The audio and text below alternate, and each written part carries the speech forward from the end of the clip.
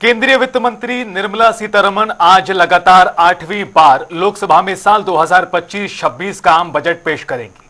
Budget session सुबह 11 बजे शुरू होगा। आम लोगों से लेकर कॉरपोरेट दुनिया को इस बजट का बेसब्री से इंतजार है। इस बार ऐसा भी लग रहा है कि सरकार महंगाई और टैक्स के मोर्चे पर लोगों को कई बड़ी राहत देने का ऐलान कर सकती है। इनमें सबसे बड़ा तोहफा तो टैक्स छूट के तौर पर मिलने की उम्मीद जताई जा रही है। हालांकि क्या कुछ इस बार सरकार के पिटारे में है आम जनता के लिए, इसके लिए कुछ देर का इंतजार अभी और करना होगा, क्योंकि सुबह 11 बजे का वो समय होगा जब वित्त मंत्री निर्मला सीतारमण आम बजट पेश करेंगी। और उससे पहले की तस्वीरें भी आपको हम दिखा रहे थे राष्ट्रपति भवन की। निर्मला सीतारमण राष्ट्रपति भवन में फिलहाल मौजूद है और राष्ट्रपति द्रौपदी मुर्मू से मुलाकात कर रही है। बजट की कॉपी सौंपी है वित्त मंत्री ने राष्ट्रपति को औपचारिकताएं पूरी करती हुई, और ये तस्वीरें अब से कुछ देर पहले की जब वो वित्त मंत्रालय पहुंची थी और करीब 8:45 बजे वो अपने आवास से वित्त मंत्रालय पहुंची। यहाँ पर करीब आधा घंटा रुकी और उसके बाद अब वो इस वक्त वो राष्ट्रपति भवन में है, जहां राष्ट्रपति द्रौपदी मुर्मू को उन्होंने बजट की कॉपी सौंपी है। अब से कुछ ही देर का इंतजार। और आपको बता दें कि 11 बजे आम बजट पेश करना शुरू करेंगी, यानी जो उनका भाषण होगा बजट का, उसकी शुरुआत होगी। और बजट से क्या कुछ निकलने वाला है, क्योंकि पिछली बार जब मोदी सरकार ने अपना बजट पेश किया था तो उस वक्त पूर्ण बजट नहीं था, चुनावों में सरकार जा रही थी। माना उस वक्त भी गया था कि कोई बड़े ऐलान हो सकते हैं, फिर चाहे पीएम किसान सम्मान निधि योजना को लेकर हो, महंगाई के मोर्चे पर सरकार कोई बड़ी राहत दे सकती थी, लेकिन उस वक्त कंटिन्यूटी का बजट सामने आया। लेकिन इस बार ये खास मौका है इस लिहाज से, चूंकि लगातार तीसरी बार केंद्र में सरकार बनी, लगातार तीसरी बार पीएम नरेंद्र मोदी हैं और उनकी सरकार में 3.0 मोदी शासन में ये पहला पूर्ण बजट है। और पहले पूर्ण बजट के लिए कई चुनौतियां भी हैं सरकार के सामने और कई तरह के राहत भी दी जा सकती है, जिस तरह का अनुमान है।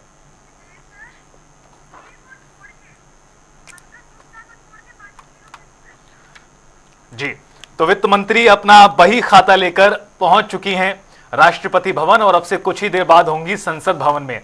लेकिन उससे पहले कुछ एक्सपर्ट से आपको रूबरू कराते हैं और उनकी राय आप तक पहुंचाते हैं। अब से कुछ देर बाद खुलने वाले बजट में क्या जनता को मिलेगा और क्या नहीं मिलेगा, क्या कहना है एक्सपर्ट्स का, चलिए मिलाते हैं आपको हमारे मेहमानों से। 3 खास मेहमान हमारे साथ जुड़ चुके हैं।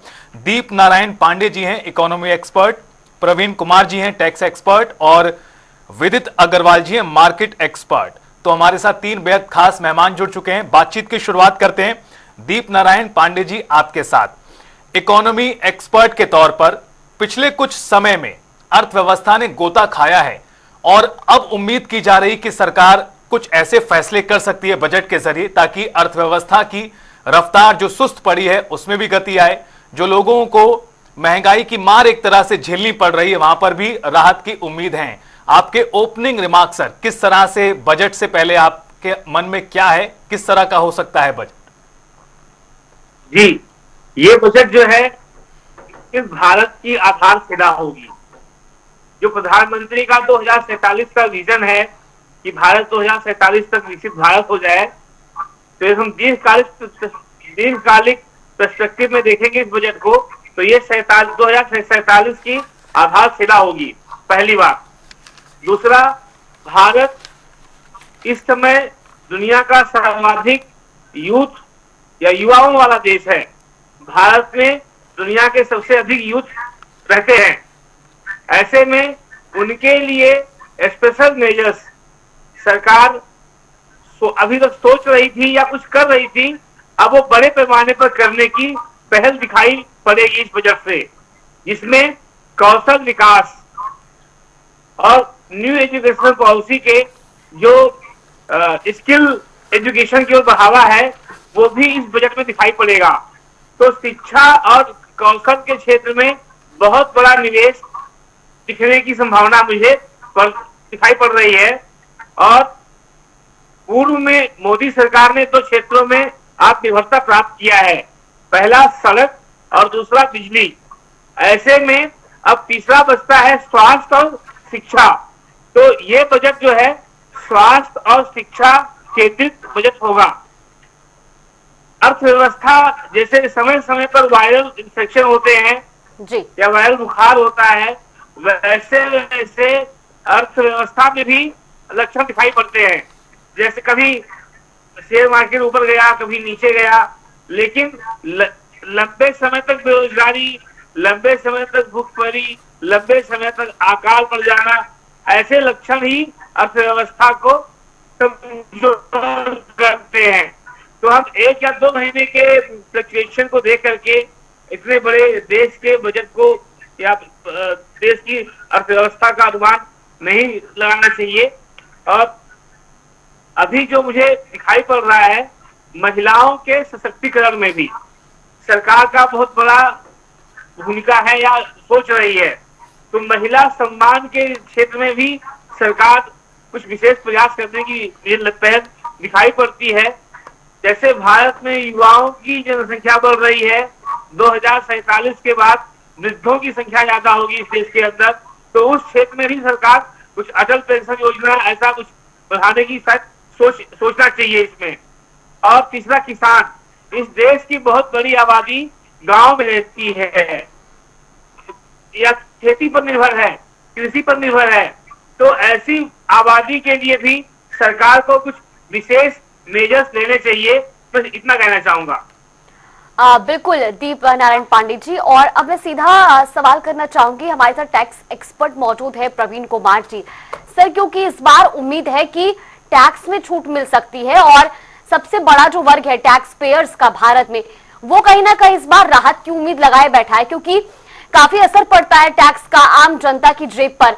तो क्या इस बार टैक्स रिजीम में कोई बदलाव की उम्मीद लगाई नजर आ रही है? मैं आपको एक आर्टिकल रेफर करके शेयर करना चाहूंगा। जी। ये कल के अखबार में था। इसमें लिखा था कि in India to the share of personal income tax collection in centres gross tax collection has been increasing over the years. और पिछले सालों में इसकी जो 2018 से जो पर्सनल इनकम टैक्स का शेयर था वो था 21%, और 2024 में वो पर्सनल इनकम टैक्स का जो शेयर है वो 29% हो गया है। तो इस आर्टिकल में बहुत क्लियरली लिखा है कि बिल्कुल सही समय है और सही अपॉर्चुनिटी है गवर्नमेंट के पास कि मिडिल क्लास को टैक्स में राहत दी जाए। और उससे एक एडवांटेज और होगा कि अगर उनके पास टैक्स की लायबिलिटी कम होगी, टैक्स कम लगेगा, तो उनकी जेब में ज्यादा पैसे आएंगे जो वो एक पैसे को खर्च करेंगे और इकोनॉमी में ग्रोथ आएगी। तो इससे कहीं ना कहीं हमारे देश को फायदा ही होने वाला है। और मुझे पूरी उम्मीद है कि इस बजट में मिडिल क्लास और लोअर मिडिल क्लास को टैक्स में बहुत सारी राहत की उम्मीद है। अब प्रवीण कुमार जी, एक और सवाल मेरा आपसे और उसके बाद विदित अग्रवाल जी का रुख करेंगे। आप कह रहे हैं कि उम्मीदें तो निश्चित हैं और इस तरह की रिपोर्ट्स भी लगातार आ रही हैं कि टैक्स का दायरा सरकार इस बार बढ़ा सकती है। जिस तरह की खबरें चल रही हैं या फिर जो सैलरीड पर्सन है जो टैक्स पे कर रहा है, उसको भी उम्मीदें हैं कि इस बार बजट का दायरा बढ़ सकता है टैक्स के मामले में। क्या आपको लगता है कि 10 लाख तक की आय हो सकती है टैक्स के दायरे से बाहर? देखिए, जो सजेशंस दिए गए हैं बजट बनाने से पहले फाइनेंस मिनिस्टर को बहुत सारे अलग अलग तरीके से अपने सजेशंस भेजते हैं थ्रू चैम्बर ऑफ कॉमर्स और थ्रू वेरियस कम्युनिटीज। तो उसमें जो डिमांड रखी गई है या जो उनको सजेशन दिया गया है, तो उसमें जो बेस लिमिट है वो 15 लाख की करने के लिए उनको सलाह दी गई है। बाकी जब ये बजट बनाते हैं और उसमें कितना उसमें मॉनेटरी नुकसान है, कितना फायदा है, वो सब चीजें देख के उसके ऊपर फिर फाइनल फैसला लिया जाता है। बट मुझे उम्मीद है कि जो आपने बोला कि 10 लाख तक का बेस लेवल होना इस टाइम पे बहुत ज्यादा एक्सपेक्टेड है। बिल्कुल विदित अग्रवाल जी, क्योंकि जब बजट पेश होगा तो उसके बाद नजरें टिकी होंगी बाजार पर भी, मार्केट पर भी, कि जो शेयर मार्केट है उस पर कितना असर पड़ता है बजट का। और इस बार के बजट से क्या कुछ उम्मीदें हैं, किस तरीके से आप देख रहे हैं, क्या असर पड़ सकता है मार्केट पर इस बार अगर बजट पेश होता है और जो उम्मीदें हैं जनता की उनके अनुसार अगर बजट रहता है तो? विदित अग्रवाल जी से मेरा सवाल भी एक सर आपसे मैं जोड़ देता हूं, चूंकि आज ट्रेडिंग सेशन खोला गया है बजट के मद्देनजर, तो अभी तो ग्रीन सिग्नल दिखा रहा है बजट, अभी तो शेयर मार्केट। देखो, इस बार जो लास्ट 1 महीने महीने से जो हम लगातार 3 महीने 6 महीने से बाजार गिरते हुए देख रहे हैं, और उसके बाद ये निर्मला सीतारमण जी की पूरी हमें उम्मीद है, और उम्मीद है कि जो अब जिस तरीके से शेयर बाजार की जो जगह से जो हमारे जो घोषणाएं की जा सकती है, जिसका सबको बेसब्री से इंतजार है, और निवेशकों, व्यवसाय और विभिन्न क्षेत्रों के लिए बजट के लिए कई महत्वपूर्ण बदलावों की उम्मीद का एक उजागर है, जिसमें मार्केट को अब बढ़ाने का इनका भी एक जिम्मेदारी है। इनकी जो कैपिटल एक्सपेंडिचर है जो इनको बढ़ाना है, जो सड़क निर्माण है, रेलवे है, जो ये स्मार्ट सिटी की परियोजना में जो इंफ्रास्ट्रक्चर है, जो निर्माण क्षेत्र में कई परियोजना की घोषणा करने की उम्मीद है। तो मुझे ऐसा लगता है कि अब इस समय मार्केट जो 4-5 महीने से जो 30% 40% तक गिरे हुए हैं, तो अब इस बजट से अब हमें थोड़ा सा इसकी ऊपर जाने की संभावना बिल्कुल दिखती जा रही है, जिसकी वजह से जो ये प्रोडक्शन लिंक इंसेंटिव स्कीम्स का जो विस्तार है इनका है, इलेक्ट्रॉनिक्स, ईवी और ऊर्जा की जो जुड़े से क्षेत्रों से प्रोत्साहन मिलने की उम्मीद है। एमएसएमई के लिए समर्थन बहुत ज्यादा, जो सब्सिडी जो है, जो कम ब्याज दरों के और डिजिटल करण के बढ़ावा को जो देना है, जो क्रेडिट गारंटी स्कीम है, तो मतलब इसकी वजह से हमें काफी फर्क पड़ सकता है इस बार। तो अब जो अब शेयर बाजार का जो प्रभाव है, जो मुझे पीएसयू में जो के अंदर जो अनाउंसमेंट हम सोच सकते हैं, तो काफी चीजें हैं जो मैं उम्मीद कर रहा हूँ स्टार्टअप पे और इंफ्रास्ट्रक्चर के उस पे। विदित जी, लेकिन एक और सवाल है आपसे मेरा कि जिस तरह से सितंबर के महीने में बाजार पिछले साल गिरा, उसके बाद कई मौके आए जब बाजार ने खुद को रिकवर करने की कोशिश की, लेकिन वो कोई लंबा नहीं चल पाया, बार बार मार्केट गिरती गई। और हालत ये कि इस वक्त भी काफी ज्यादा शेयर सारा सेंसेक्स टूटा हुआ था पिछले 2 दिन पहले तक। अब चूंकि पिछले 2 दिन से इस तरह की ग्रोथ नजर आ रही है, लगातार ग्रीन सिग्नल शो हो रहा है, आपको लगता है कि आज के बजट के बाद ये लंबा चलेगा या फिर आगे जाके दोबारा से सेंसेक्स नीचे आएगा, निफ्टी बाजार पूरा नीचे आ सकता है, या ये लंबे समय तक जाएगा? देखो, मार्केट का अगर इन्होंने इंडिया में अगर स्कीम जो हम सोच रहे हैं कि अगर इनकी स्कीम्स अच्छी निकली, और अगर क्योंकि अगले जैसे मोदी ने लास्ट टाइम अनाउंसमेंट करी थी कि ईवी के सेक्टर में, सोलर के सेक्टर में, इंफ्रास्ट्रक्चर के सेक्टर में, ऑटोमोबाइल के सेक्टर में और अपने इंफ्रास्ट्रक्चर सेक्टर में अगर इन्होंने अच्छी स्कीम्स निकाली, और अगर कंजम्पशन लेवल जिस लेवल पे हम चाह रहे हैं, और अगर क्योंकि लास्ट क्वार्टर में कंपनी की ग्रोथ जितनी भी हमने देखी वो हमें मैक्सिमम चीजें हमने देखी कि वो गिरावट की नजर थी। लेकिन अगर ये थोड़ा सा अगर अच्छी स्कीम्स निकाले बिजनेसेस के लिए, और ओवरऑल हमारे जितने भी बिजनेस कम्युनिटी है, बिजनेस एंटरप्रेन्योर्स की जितनी भी हमारी इंडस्ट्रीज है, अगर उसमें इनकी काफी अच्छी स्कीम्स आई, तो फिर मार्केट को उठने से फिर कोई रोक नहीं पाएगा, फिर इसको बढ़ना ही है। बट सारी चीज डिपेंड करती है कि आज की हम क्या क्या एक्सपेक्ट कर रहे हैं अनाउंसमेंट में, और किस लेवल पे जो कुछ पर्टिकुलर सेक्टर्स हैं जो हमेशा टारगेट में रहते हैं, जैसे कि ईवी और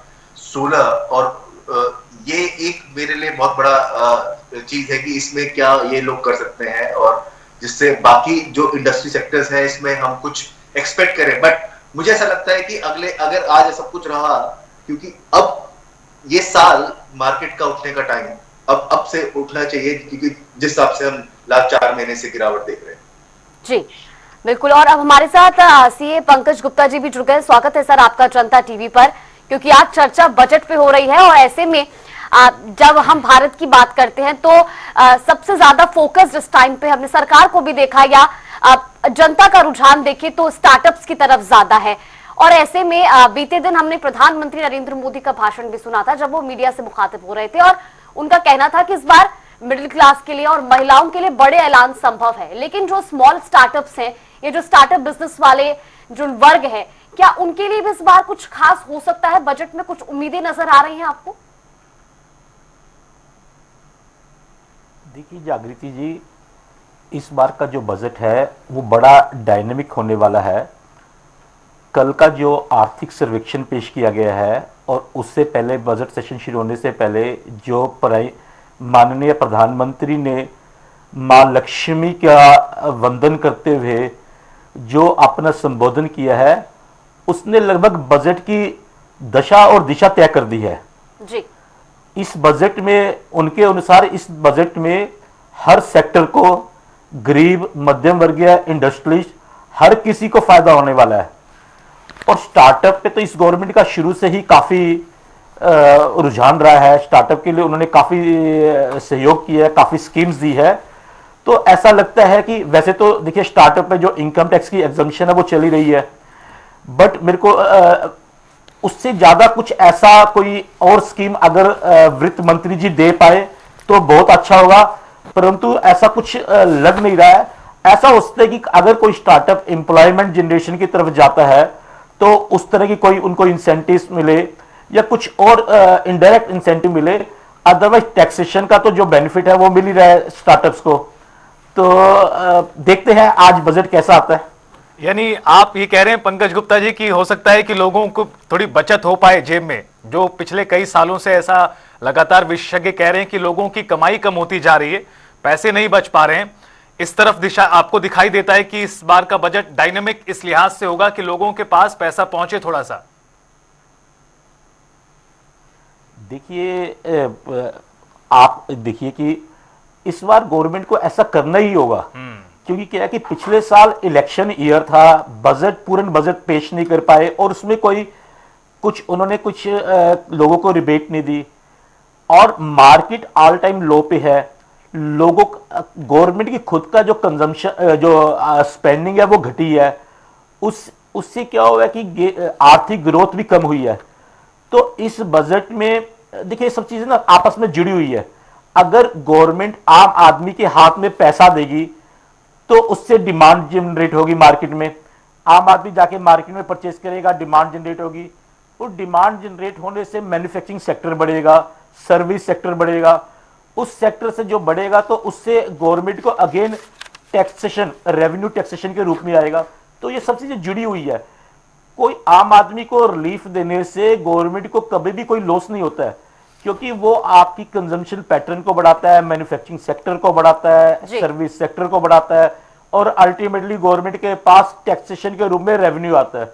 तो मेरे को लगता है कि इस बार गवर्नमेंट जो पहले 20,000, 25,000, 50,000 के छोटे छोटे वो देती थी, उस लॉलीपॉप से बच के एक बड़ा डिसीजन लेगी और हो सकता है कि 10 लाख तक के इनकम को टैक्स फ्री कर दे, या जो स्टैंडर्ड डिडक्शन पहली बार सैलरी वाले लोगों को 75,000 की थी उसको बढ़ा के 1 लाख या उससे भी ज्यादा 1.5 लाख कर दे। तो गवर्नमेंट कुछ अच्छे, जो प्राइम मिनिस्टर जी की जो कल टर्न थी, जो उन्होंने अपना विषय जो उन्होंने रखा, तो उससे ऐसा लगता है कि कुछ ऐतिहासिक होने वाला है इस बजट में। बिल्कुल। और दीप नारायण पांडे जी, अब मैं आपसे भी जानना चाहूंगी, क्योंकि देश का बजट सरकार तय कर रही है और घर का बजट महिलाओं के जिम्मे है, और ऐसे में जिस तरीके से हमने सुना कि इस बार महिलाओं के लिए कुछ बड़े ऐलान संभव है, तो जाहिर तौर पर उसका इशारा इस ओर भी माना जाए कि महंगाई से थोड़ी राहत आम जनता को इस बार मिल सकती है। जी, महंगाई को कंट्रोल करना सरकार का प्राथमिक कर्तव्य है और महिला और इस देश की 50% आबादी जो है वो महिलाओं की है, आप जेंडर के बेस पर देखेंगे तो। और महिला का बाहर के काम करते करते घर का भी काम करती है, घर वही चलाती है, जो एक सामान्य दृष्टि से दिखाई पड़ता है। तो यदि महिला मजबूत होगी तो पारिवारिक व्यवस्था भी मजबूत होगी और कहीं ना कहीं सामाजिक व्यवस्था भी मजबूत होगी। आज भारत में आर्थिक विकास के साथ साथ सामाजिक रचना टूटती हुई दिखाई पड़ती है। ऐसे दृष्टि में महिला स्वावलंबन अधिक जरूरी है। महिला स्वावलंबी होगी, महिला के पास रोजगार होगा, महिलाओं के पास स्कीम्स होंगी, महिला सम्मान निधि जैसा अभी सरकार कर रही है, तो नो डाउट आने वाला समय भारत के लिए अच्छा होगा। और इस दिशा में इस बजट में विशेष प्रावधान करने की पहल दिखाई भी पड़ रही है, क्योंकि बार बार आप नरेंद्र मोदी प्रधानमंत्री जी के भाषण को सुनते होंगे तो कहीं ना कहीं उनके विकसित भारत का जो उनका मिशन है वो झलकता है उसके अंदर। यदि विकसित भारत के गोल को प्राप्त करना है तो मध्यम वर्ग, कामगार, जो मजदूर वर्ग है, जो डेली कमाता है डेली खाता है, महिला और युवा, इन 4 पिलर्स पर विशेष पहल की जरूरत है और यदि विशेष पहल किए जाएंगे तो संभवतः भारत और मजबूत होगा। इसमें एक विषय और दिखाई पड़ता है इस बजट में, जी। रक्षा बजट भी हमारा इस बार बढ़ेगा, क्योंकि जैसे भारत के पड़ोसी देशों में या वैश्विक घटनाएं घट रही हैं, पड़ोसी देशों में उथल पुथल, लोकतंत्र का हारना, जी। इन घटनाओं के चलते भी भारत को सुरक्षा के दृष्टिकोण से संवेदनशील समझना चाहिए, क्योंकि यदि बांग्लादेश अशांत होता है, म्यांमार अशांत होता है, श्रीलंका अशांत होता है, मालदीव अशांत होता है, तो कहीं ना कहीं इसका प्रभाव इनके निकटवर्ती राज्यों में भी पड़ता है और दिखाई भी पड़ता है।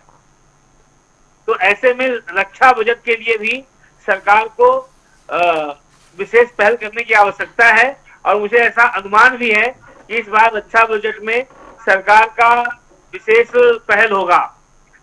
एक और जो मैं पहले भी बोला कि सरकार ने स्वास्थ्य और शिक्षा 2 पे आत्मनिर्भरता प्राप्त करने के लिए इस बजट में विशेष योगदान पहल करना चाहिए, क्योंकि जो मूलभूत आवश्यकताएं हैं समाज की या मूलभूत संरचना, इंफ्रास्ट्रक्चर जिसको हम बोलते हैं, basic infrastructure of the society और कंट्री, तो उसमें आता है बिजली, पानी, सड़क, स्कूल, तो इसमें स्वास्थ्य सुविधाएं, तो जिसमें सरकार ने बिजली और सड़क इन दोनों में बहुत हद तक आत्मनिर्भरता प्राप्त किया है। अब बचता है अब बचता है स्वास्थ्य और शिक्षा, इन दोनों पे यदि सरकार आत्मनिर्भरता पाए और अच्छा होगा। बिल्कुल दीप नारायण जी, और यही तो सवाल है कि वो दीप नारायण जी वो कौन सी पहल होंगी, वो कौन सी अन्य योजनाएं सरकार नहीं ला सकती है, क्योंकि किसानों को सीधा 2,000 रुपए दिए जा रहे हैं और 3 महीने बाद 6,000 साल के दिए जा रहे हैं। वहां भी माना जा रहा है कि उस आय को बढ़ाया जा सकता है, 6 को बढ़ा के 12,000 किया जा सकता है। ऐसा भी कहा जा रहा है कि जो टैक्स की लिमिट है 10 लाख तक की जा सकती है। महिलाओं को अलग अलग सरकारें पैसे राज्य स्तर पर दे रही हैं, क्या केंद्र सरकार भी अपने स्तर पर कोई ऐसी योजना शुरू कर सकती है? चूंकि बीते दिनों हमने देखा LIC लक्ष्मी योजना के तहत महिलाओं को जोड़ने की योजना बनाई गई और उसका एक तरह से आरंभ किया गया। इस दिशा में आपको लगता है क्या कोई अन्य योजना भी शुरू हो सकती है, कोई खास तौर पर इस दिशा में? मुझे लगता है कि जो सरकार जो योजनाएं चला रही है उसी को और अधिक इफेक्टिव बनाने का प्रयास करेगी, क्योंकि नई योजना ले आना और उसको अधूरे में छोड़ देना, वो मैं अच्छा मॉडल नहीं समझता हूं और सरकार को ऐसा नहीं करना चाहिए।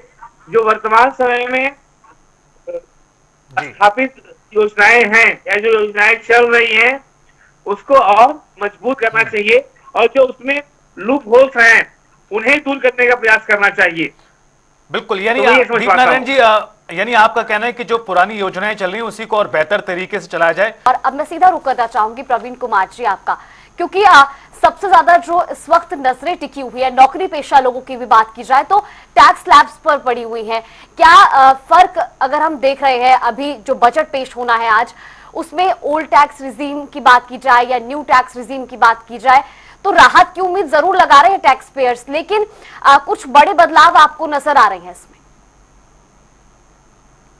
जागृति जी, जो पिछले 2-3 साल में हमने देखा है कि हमारे वित्त मंत्री जी ये चाहते हैं कि हम सब लोग नए टैक्स रिजीम की तरफ जाएं, तो मुझे ये उम्मीद है, ये हम अनुमान ही लगा सकते हैं कि पुराने टैक्स रिजीम को ख़त्म किया जाएगा कहीं ना कहीं और हमें नए टैक्स रिजीम में और ज़्यादा एनकरेजमेंट मिलना चाहिए कि लोगों को बुरा ना लगे कि नए टैक्स रिजीम में जा रहे हैं। तो इस वजह से इसके टैक्स के जो स्लैब रेट्स हैं या जो राहत है वो नए टैक्स रिजीम में राहत मिलने की ज्यादा उम्मीद है।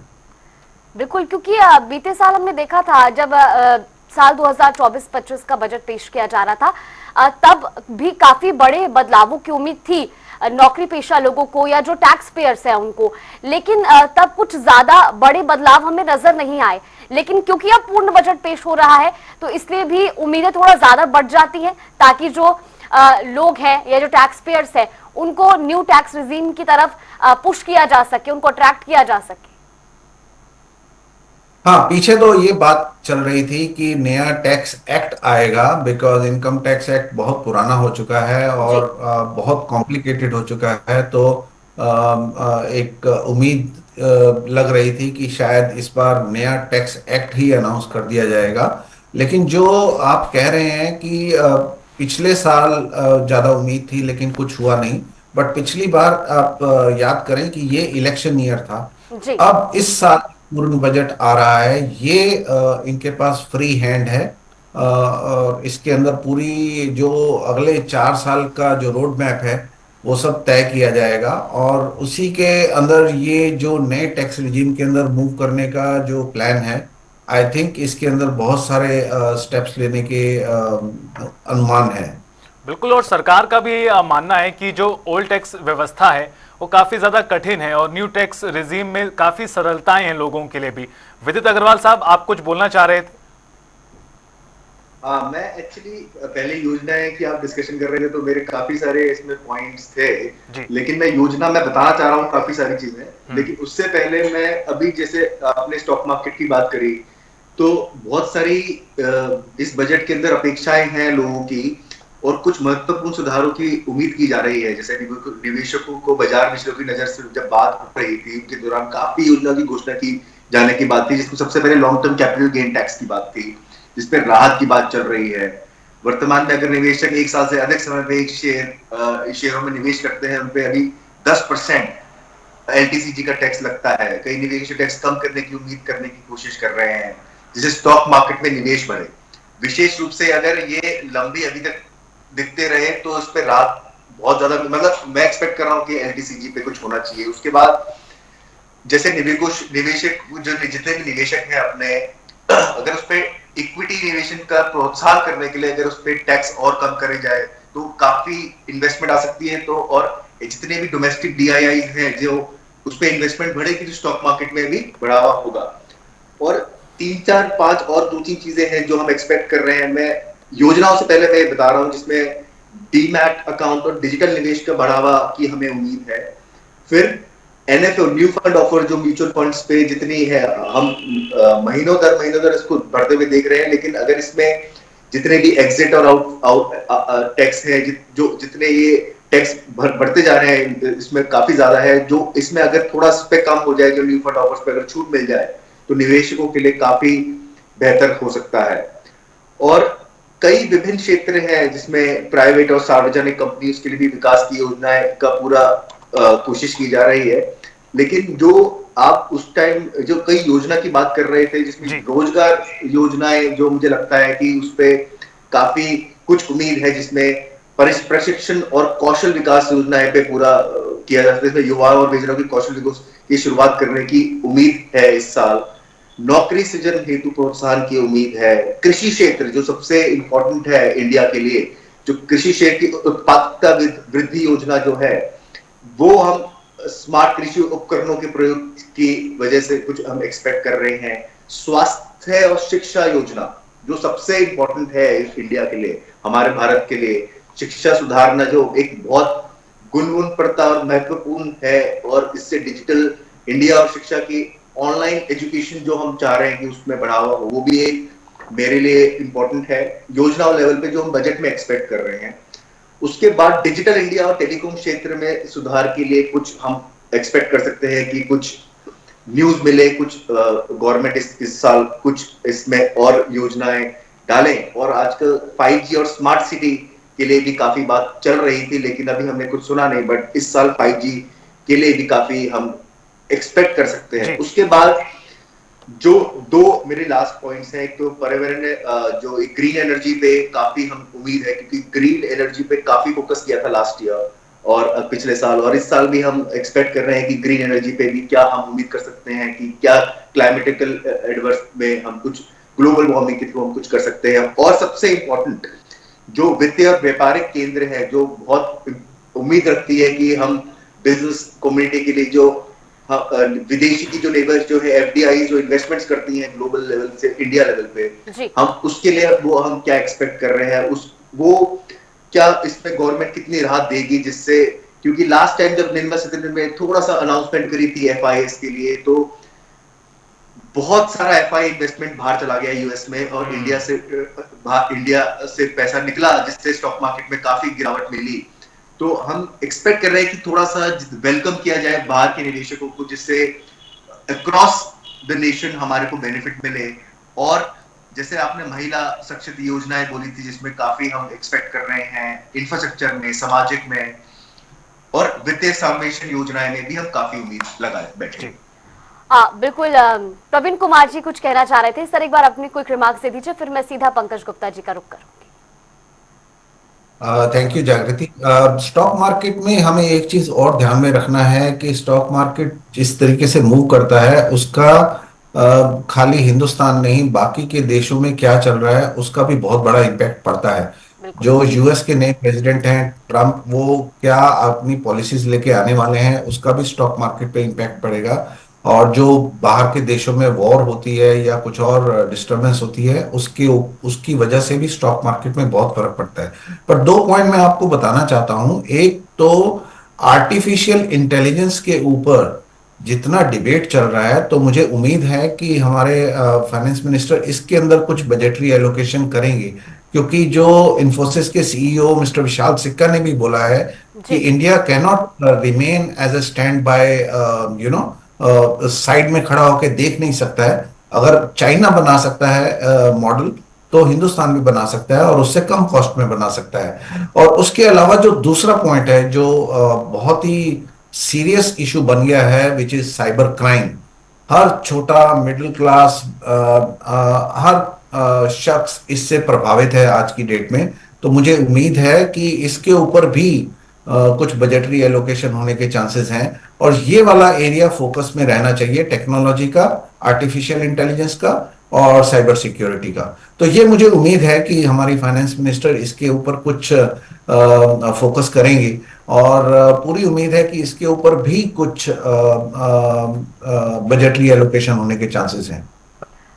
बिल्कुल, क्योंकि एआई का इस वक्त सबसे ज्यादा प्रचलन हम देख भी रहे हैं। पड़ोसी देशों की बात भी की जाए, जिस तरीके से आपने जिक्र करा चाइना का भी, तो कहीं ना कहीं उम्मीद है कि एआई के क्षेत्र में भी अब जो बढ़ावा है वो बजट के जरिए दिया जा सकता है भारत को। पंकज गुप्ता जी, सीधा आपसे जानना चाहेंगे, क्योंकि हम एक तरफ जिक्र कर रहे थे जिस तरीके से स्टॉक मार्केट को लेकर के भी अपने अपने पॉइंट्स रखे विदित अग्रवाल जी ने या प्रवीण कुमार जी ने, लेकिन मेरा एक प्रश्न फिर भी बरकरार रहेगा टैक्स स्लैब्स पर ही, क्योंकि टैक्स स्लैब को लेकर के इस वक्त सबसे ज्यादा हलचल है आम जनता के मन में भी। और क्योंकि जिस तरीके से प्रवीण कुमार जी ने भी जिक्र करा कि इस बार सरकार का फोकस रहेगा, क्योंकि इससे बीते साल इसलिए बड़े फैसले या बड़े बदलाव नहीं किए जा सके क्योंकि इलेक्शन ईयर था, और ऐसे में जो इस बार का बजट है वो आने वाले 4 सालों का भी रोड मैप तैयार कर रहा है। तो क्या आपको भी लगता है कि सरकार जिस तरीके से फोकस्ड है न्यू टैक्स रिजीम को लेकर के, इस बार कुछ बदलाव देखने को मिलेंगे इसमें बड़े? देखिए जागृति जी, डेफिनेटली इस बार बजट में टैक्सेशन के ऊपर, इनकम टैक्स के ऊपर, क्योंकि क्या है कि आप देखिए कि जो जीएसटी है वो तो अब बजट का पार्ट ही नहीं रहा है। इनडायरेक्ट टैक्सेस जो जीएसटी काउंसिल डिसाइड करती है जी, तो अब बजट में सिर्फ इनकम टैक्स के प्रोविजंस और इनकम टैक्स के रिगार्डिंग ही डिस्कस होता है। तो पिछले कुछ सालों में जो कॉर्पोरेट सेक्टर का टैक्स है ऑलमोस्ट गवर्नमेंट उसको रैशनलाइज कर चुकी है, मिनिमम लेवल पे है। और इसी तरह से पिछले साल कैपिटल गेन से रिलेटेड कुछ डिसीजन लिए गए, और मेरे को लगता है कि जैसे विदित जी जिक्र कर रहे थे, पर मेरे को लगता है कि वो चेंज नहीं किया जाएगा, क्योंकि पिछले साल इसमें कुछ चेंजेस किए गए हैं। अगर गवर्नमेंट उसमें कुछ रिलीफ देती है तो वो हमेशा ही वेलकम रहेगा, क्योंकि पिछली बार शेयर मार्केट, आप पिछले कुछ महीनों से शेयर मार्केट काफ़ी ज़्यादा डिक्लाइन पे है, और अगर वो कुछ कैपिटल गेन लॉन्ग टर्म और शॉर्ट टर्म दोनों में कुछ रिलीफ दे तो डेफिनेटली उसमें कुछ तेजी आ सकती है। परंतु मेरा ऐसा मानना है कि क्योंकि पिछली बार चेंजेस किए गए, कुछ नहीं जाएगा। अब बचता है सिर्फ इंडिविजुअल पर्सनल फ्रंट पे, जो एचएफ और पर्सनल फ्रंट है उनकी स्लैब में जरूर गवर्नमेंट एक सब्सटेंशियल रिलीफ देने जा रही है, जो कि प्राइम मिनिस्टर जी ने बोला ही है, एक हिंट दिया है। तो मेरे को लगता है मध्यम वर्ग को ध्यान में रखते हुए, क्योंकि पिछले 10 सालों से गवर्नमेंट ने खुद भी एडमिट किया है कि वो मध्यम वर्ग को कुछ रिलीफ नहीं दे पाई है। और जो ये तीसरी टर्म का मोदी सरकार का बजट है 3.0 का, उसमें डेफिनेटली मोदी सरकार मध्यम वर्ग को जो अब तक इग्नोर होता रहा है उसको एक सब्सटैंशियल रिलीफ देगी और टैक्स स्लैब को इंक्रीज करेगी। इसके अलावा मेरे को लगता है कि भी जो जो एक वैसे तो पुराना गवर्नमेंट पुराने रिजीम को खत्म कर रही है धीरे धीरे, जी। और अब तो new tax regime he by default regime बन गया है। परंतु गवर्नमेंट अगर पुराने टैक्स रिजीम को कंटिन्यू करती है तो उसमें जो एटीसी का रिलीफ है जो 1.5 लाख है उसको बढ़ा के 2.5 लाख कर सकती है। इसके अलावा क्या नाम है, जो हाउसिंग इंटरेस्ट जो है, आप अपना हाउस लेते हैं जिसपे इंटरेस्ट 2 लाख रुपए तक मिलता है, उसको भी बढ़ा के गवर्नमेंट 3 या 4 लाख रुपए तक या हो सकता है 5 लाख भी करे, क्योंकि गवर्नमेंट चाहती है कि हर आदमी का अपना हाउस हो। उससे इंफ्रास्ट्रक्चर को भी बूस्ट मिलता है और आम आदमी को हाउस भी बन जाएगा। तो इस तरह के कुछ रिलीफ गवर्नमेंट जरूर इनकम टैक्स फ्रंट पे लेगी। और पंकज जी, उस वक्त भी ये सुनने में आया था जब सरकार ने न्यू टैक्स रिजीम को लागू किया था कि पुरानी टैक्स व्यवस्था को हटाया जाएगा। उस वक्त भी खूब चर्चाएं चली थी, लेकिन सरकार ने दोनों ही विकल्प तमाम टैक्स पेयर्स को दिए। क्या आपको इस तरह की कोई उम्मीद नजर आ रही है कि इस बार इसको पूरी तरह खत्म किया जा सकता है? देखिए रितेश जी, गवर्नमेंट का डेफिनेटली लक्ष्य तो यही है कि एक ही टैक्स रिजीम रखा जाए। हो सकता है कि इस साल उसको कंटिन्यू किया जाए और जब बाद में इनकम टैक्स के ऊपर डिटेल में कोई अगर वो जो चेंजेस लेके आए तो वो उसको ले। अभी इस बार मेरे को ऐसा संभावना कम लगती है कि उसको रिप्लेस करेंगे जी, क्योंकि वैसे भी 90% लोग अब न्यू टैक्स रिजीम में ही उनको बेनिफिट मिलता है। बिल्कुल। विदित अग्रवाल जी, आप कुछ कहना चाह रहे हैं? मेरा भी एक सवाल है विदित जी आपसे। जिस तरह से आपने जिक्र किया कि विदेशी निवेशक जो लगातार बीच में छोड़ कर गए, उससे काफी नुकसान तमाम उपभोक्ताओं को झेलना पड़ा। जो स्टॉक मार्केट में शेयर खरीद के रखते हैं, अलग तरीके से भी नुकसान हुआ लोगों को। इस दिशा में सरकार किस तरह से तमाम स्टॉक बाजार के उपभोक्ताओं को विश्वास दिला सकती है कि इस तरह के छोटे छोटे जो डिक्लाइन आए हैं या फिर बड़े डिक्लाइन आए हैं बाजार में, उससे किस तरह से राहत मिले, बचा जा सके लोगों को? नहीं, ये बिल्कुल सही बात है। एक्चुअली मैं बिल्कुल एक्सपेक्ट कर रहा हूं कि गवर्नमेंट इस बार एफआईआर्स के लिए कुछ इंसेंटिव स्कीम्स निकालेंगी स्पेसिफिकली कि निवेशक जितने भी हैं हमारे अक्रॉस द ग्लोब, वो उस पे निवेशक हमारा बढ़े। और मोदी की हमेशा उनकी एक वो रहती है कि मैं अपने निवेशकों के लिए कुछ ना कुछ कर सकूं और जितनी इन्वेस्टमेंट मैं बाहर से ला सकूं, तो ये उनका हमेशा से एक पॉइंट रहता है। बट मेरा कुछ जो पॉइंट था जो इनकम टैक्स को लेके जो मिस्टर सर हमारे बात कर रहे थे, तो व्यक्तिगत आयकर स्लैब में जो ये बदलाव की बात चल रही थी, तो मुझे ऐसा लगता है कि काफी सुधार आने की उम्मीद है इस बार, क्योंकि बहुत सारे इंसेंटिव दिए जा सकते हैं जिससे इनकम टैक्स और आय 2.5 लाख से जो ये 5 लाख तक की आय पे जो ये टैक्स है उस पर भी कुछ किया जा सकता है। मेरी उम्मीद है कि 5 लाख से 10 लाख तक टैक्स की जो कमी है वो भी कुछ इसमें ये कर सकते हैं। रिबेट की संभावना है, आयकर छूट की मेरे को लग रहा है। कॉर्पोरेट टैक्स में अगर कुछ किया जा सके, मेरी ये आशा है कि छोटे छोटे जो व्यवसाय को बढ़ावा देने के लिए टैक्स में छूट दी जाए, टैक्स की प्रणाली और सरल बनाने की दिशा में अगर काम किया जाए तो बहुत फर्क पड़ सकता है। और स्टार्टअप्स और को भी बढ़ावा देना चाहिए इस पर्टिकुलर बजट में, टैक्स प्रशासन के इसमें। और जो एक कैपिटल गेन टैक्स है, डिविडेंड टैक्स है, टैक्स रिटर्न की फाइलिंग में अगर सुधार हो और इन सब चीजों में किया जाएगा तो आयकर पे हम एक्सपेक्ट कर रहे हैं। बट ऑफ कोर्स जो आपका क्वेश्चन है कि जो एफआईआई का अगर वेलकम किया जाए, गवर्नमेंट ने इस पे अगर कुछ स्टेप्स लिए तो हमें बहुत बहुत बेनिफिट होने की उम्मीद है अक्रॉस इंडिया, जिसके अंदर हमारे को जो एक ग्रोथ मिलेगी अक्रॉस इंडिया, जिस ग्रोथ की हमें एक्सपेक्टेशन है इस साल, वो हमें डेफिनेटली मिलेगी अगर गवर्नमेंट एफआईएस के लिए कुछ कर पाए। बिल्कुल विदित अग्रवाल जी। और दीप नारायण पांडे जी, आपसे भी जानना चाहेंगे, क्योंकि जिस तरीके से जिक्र प्रवीण कुमार जी ने भी किया या विदित अग्रवाल जी ने भी किया कि जो हमारे पड़ोसी देश है वो जिस तरीके से अभी बुरे दौर से गुजर रहे हैं या जिस तरीके की परिस्थितियां हम देख रहे हैं पड़ोसी देशों में, उसमें अपने देश को आर्थिक तौर पर तेज गति प्रदान करना ये एक बड़ी चुनौती सरकार के लिए बिल्कुल है, क्योंकि कई जगह है जहां पर वॉर जैसी स्थिति बनी हुई है। कुछ देश हैं जो इस वक्त मंदी के दौर से गुजर रहे हैं और ऐसे में भारत को जिस तरीके से एक संकल्प लेकर चले हैं प्रधानमंत्री भी कि 2047 तक विकसित भारत का एक संकल्प है, बड़ी चुनौती है ऐसे समय में भारत को आर्थिक तौर पर भी तेज गति देना। जी जागृति जी, इस पे जो पड़ोसी देशों में हुआ है, जैसे श्रीलंका में सरकार गई तो वहां के विद्यार्थी, वहां के यूथ ने गिराया। बांग्लादेश में सरकार गई तो वहां के विद्यार्थी और यूथ ने गिराया। मालदीव में सरकार गई तो वहां के विद्यार्थी और यूथ ने सरकार गिराया या तख्तापलट किया। ऐसे में भारत में युवाओं की संख्या दुनिया में सबसे ज्यादा है जी। तो युवाओं के लिए 5 तरह के प्रयास करने चाहिए। पहला, स्किल को और बढ़ावा देने की जरूरत है। दूसरा, स्टार्टअप को और इफेक्टिव बनाने की जरूरत है।